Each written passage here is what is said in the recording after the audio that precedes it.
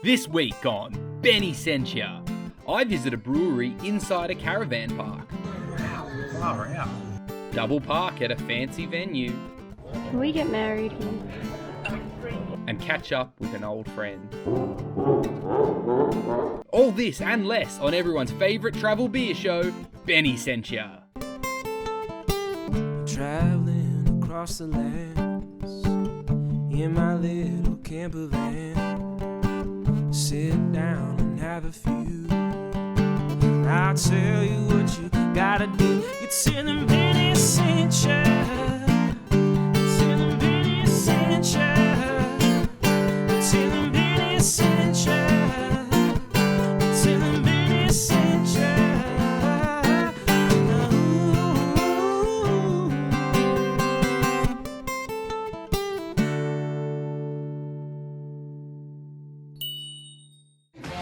The green machine, we hit them hard, so they see green. It's day 5, which means Katie and I are now officially halfway through our trip. After some up and go, I think we're going to go to Hymes Beach. We didn't make it to yesterday. There were all the fuss is about.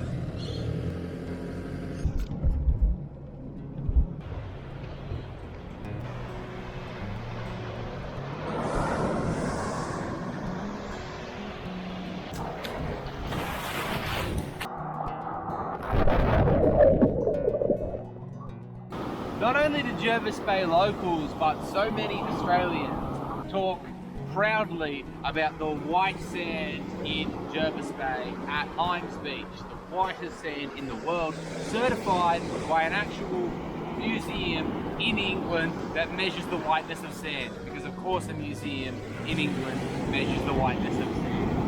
Hymes Beach is a lot of fun, but I'd recommend against doing this unless you want to end up with a fine white sand in your scalp for literally the rest of the trip.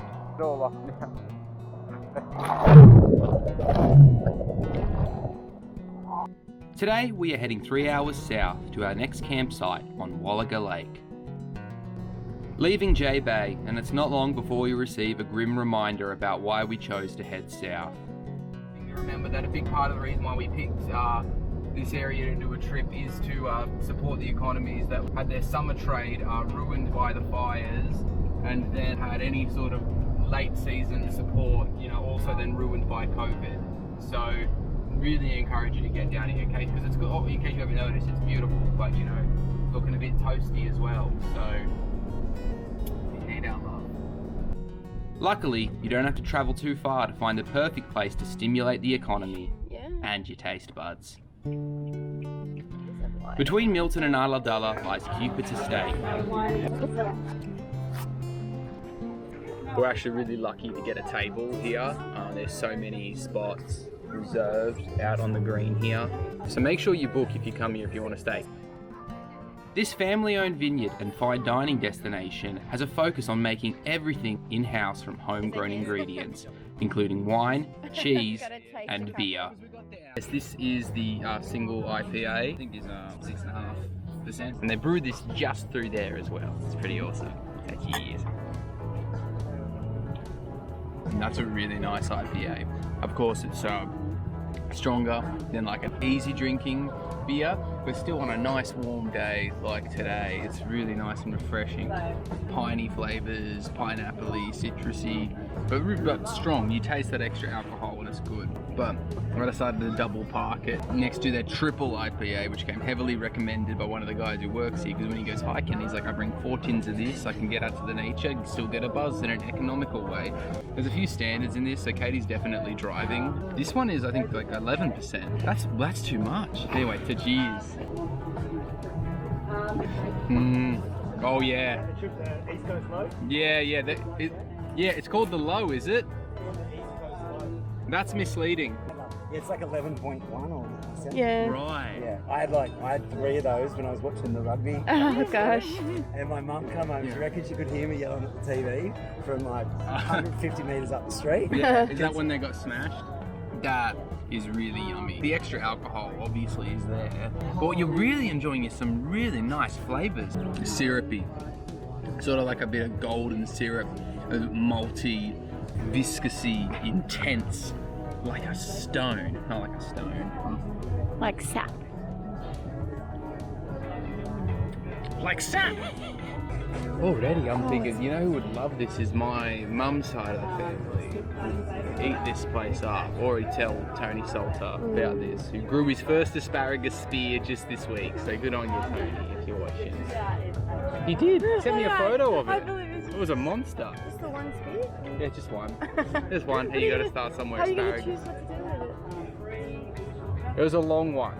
And obviously, it would be irresponsible of me to double park IPAs without some of their house-made cheese. 25 montage goat's cheese at Thomas Chevrolet. Awesome, thank Amazing. you. Thank you you. so much.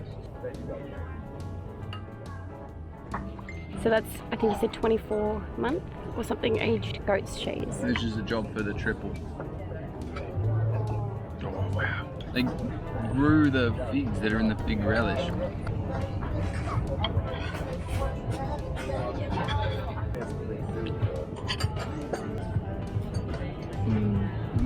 That's really good. When you move on to the soft cheeses, you got to get a bit of bread.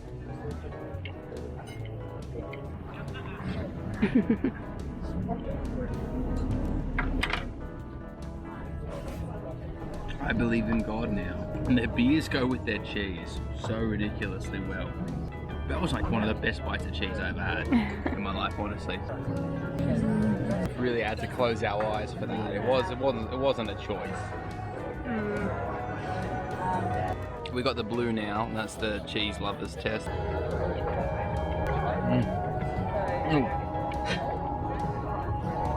Oh, it's very strong.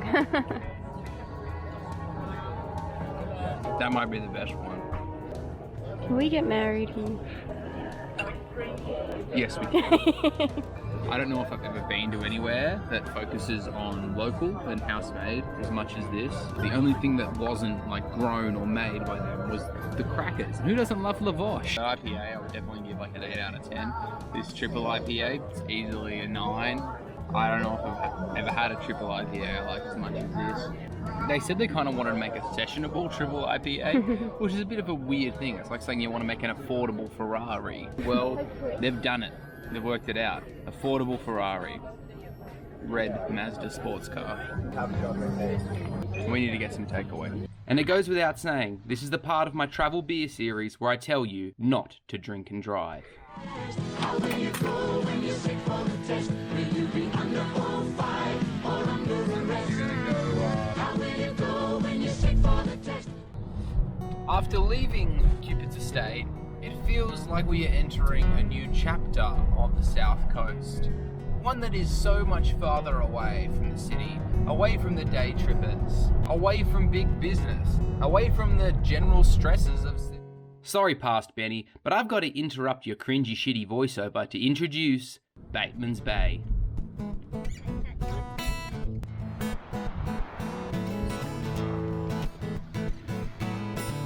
Batemans Bay is home of the Yuin people, oyster farms, this buffhead, and one of the best fish and chips you'll ever eat. And then I also want Blessed with the abundance of local seafood, Inna's Boatshed serves delicious fresh seasonal seafood. That's as good a prawn as I've ever had. With classic buzzer service and fish and chips with enough chicken salt to turn the batter yellow. And this is specifically why we have stopped in Batemans Bay today. This is the famous fish and chips. This is so damn delicious. It is so hot. This just came out of the fryer. Bit of lemon. Yeah, you could eat it with a knife and fork. Yeah, it's possible. Never seen it done.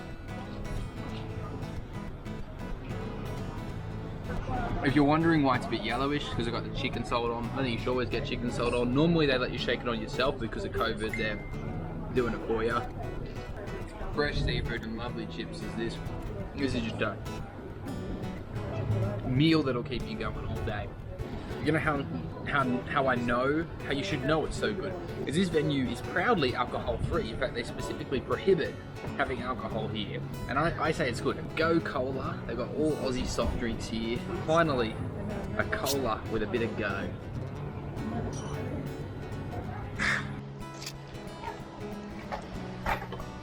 Unfortunately, Batemans Bay is just a pit stop for us today, but I can't leave without seeing an old friend. Is this the town with that Ronald McDonald in the window? Yeah, it is. Okay, up there behind me is a dead set Australian icon. That is the creepy Ronald McDonald. The story behind this place is McDonald set up a conference centre for not only their own conferences, but also to rent out to other places where they could have a conference and eat some Maccas. When that idea didn't turn out to be such a winner, the place was made vacant. But the Ronald McDonald statue stayed, and some joker decided it would be a very funny thing to put him up there in the window for all to see. And the creepy Ronald McDonald has been there ever since. The locals have peppered it with some disgusting things thrown up there, maybe some thick shakes that have melted in the sun. It's for lease now, but hopefully it's there for years to come, and whoever buys this place next realizes the beautiful heritage of the creepy Ronald McDonald and decides to keep it there. This is a must-see whenever you're in Batemans Bay. Creeping further down the south coast can feel oddly magical at times. The rivers grow wider, the day trippers fewer, the voiceovers wankier. And if you do find yourself driving down here, do yourself a massive favour and put on Power FM. You can run, you can chase, but you know that you can't fight the moonlight deep in the dark.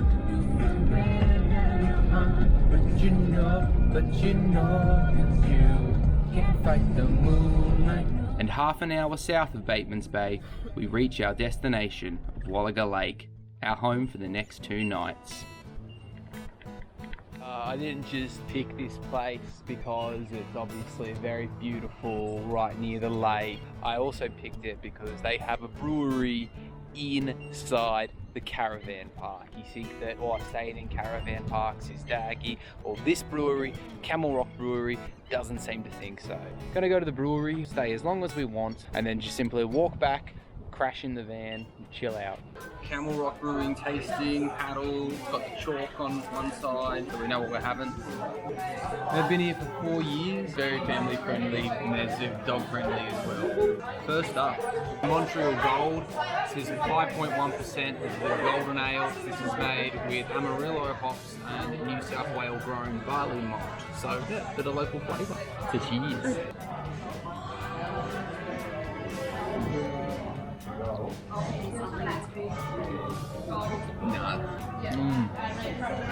No, I don't really like that. It's a bit sweet, a bit steely, I feel like maybe if you were just maybe that regular lager drinker, you'd be like, oh yeah, that's not bad. But it's not really doing it for me. Yeah, I guess it's sort of a bit hubba bubba-ish, and then a bit lip smacker-ish, and then a bit air-regard-ish, sort of honey-ish. Fine, probably like, I'll probably give this a 4 out of 10. Barley Punjab. Next up, Mariposa de la Muerta. It's a Mexican lager, 5% alcohol. I'm not sure what makes it Mexican. Cheers!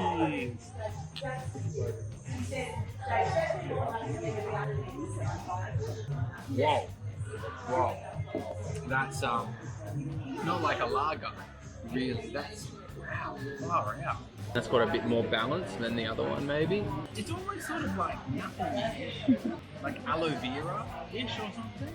Yeah, I'm getting a bit more of that sort of lipstick type of flavour, like when you eat lipstick. I'll probably just go with 5. Yeah, it's not really refreshing. A lager should be refreshing, really do it for you. That's just kind of not really doing it for me. Next up is the Sea Beast. This is 5.8%. It is a red IPA. So an IPA with the toast and the malt a little bit, as is the tradition with a red.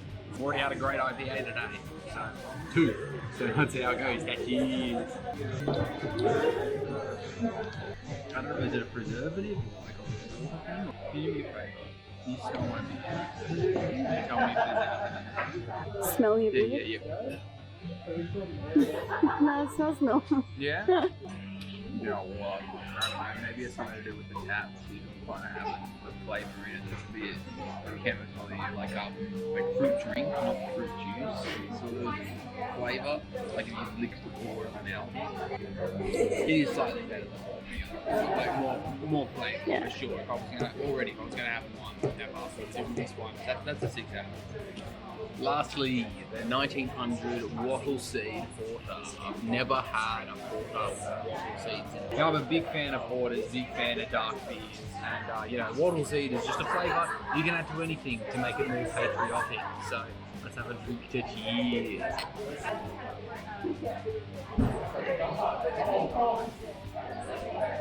It's got like the nice sort of chocolatey, watery flavours, but then, yeah, sort of wash with this lip smack on top. It's a nice little bit of carbonation, nice little buzzy bit of carbonation, I reckon. What do you think? It's a nice one. Just like a pretty standard porter.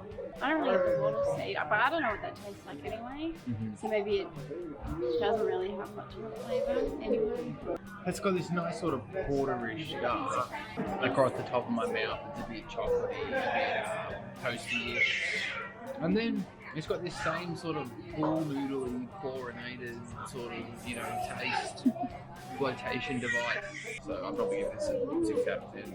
Well, it's been a bit of a bummer. Oh well. Our top brew of the week is Cancel. I'd probably say the Brad IPA. Yeah. It's a Stephen Bradbury. Anything else?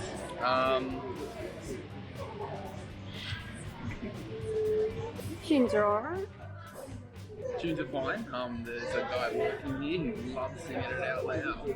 There's a few activities, so we'll sit here, drink beers, maybe they'll taste better or I'll figure out what that taste is. Desperate to enjoy beer in a convenient location, I order a pint of their mid-strength red, although I may have some ulterior motives. This is my TFB Sessions Red Ale, 3.5%. TFB stands for that fucking brewery. The owner's wife, whenever she would get the bill for the brewery when it was starting off, would slam it on the table and yell, "That fucking brewery!" Yeah, but hopefully they're in profit now. To cheers. Yeah, that's nice. That's, yeah. A teeny bit of boiled carrot. Yeah, a bit sweet. Bit of lemonade. Bit of peas. Bit of like a roast dinner. Try it. Does smell like gravy.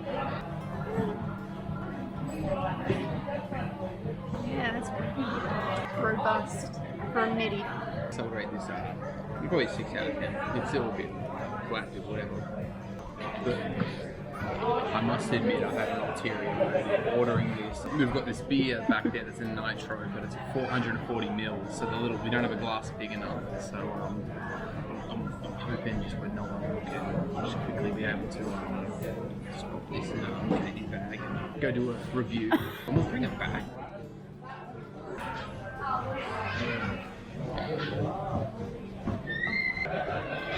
Shall we go? Having committed a crime that would have got my ancestors sent to Australia in the first place, we take in the last bit of sunlight in this scenic and sacred spot. G'day. Just another day in the office, huh? Someone's got to do Yeah, it's a tough job. Ordering at the reception and she didn't say that.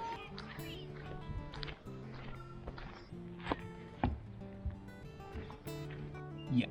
Hey friends, Benny back again with another beer review, and today I am reviewing Boysenberry and Vanilla Lassie Nitro Imperial Smoothie Sour.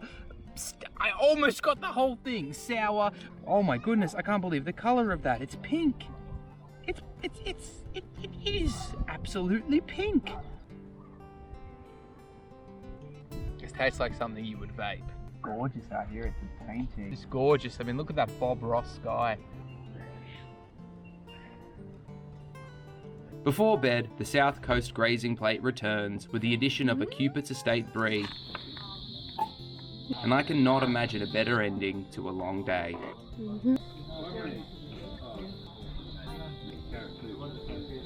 Oh gosh.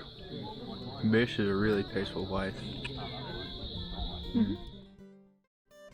Next time on Benny Sent Ya, I embraced my river cottage fantasy at the historic Tilba Markets. Find out what's the go in Cabargo and make an actual real life friend. All this and less on everyone's favourite travel beer show, Betty Sent Ya. I'm glad I've discovered this tree of thongs that's happening, thong tree section near some civilization, because if we were out on a bush track and we saw this, we would run and we would not stop running. Someone decided to nail a thong to some trees, and doesn't get much more Australian than that, really. Decided to nail a thong to a piece of nature. This is why we can't have nice things. This is why when you go to public barbecues in Australia, the bloody tongs are tied to the chair, because I don't want you nicking them. It's just a thong tree. Ooh.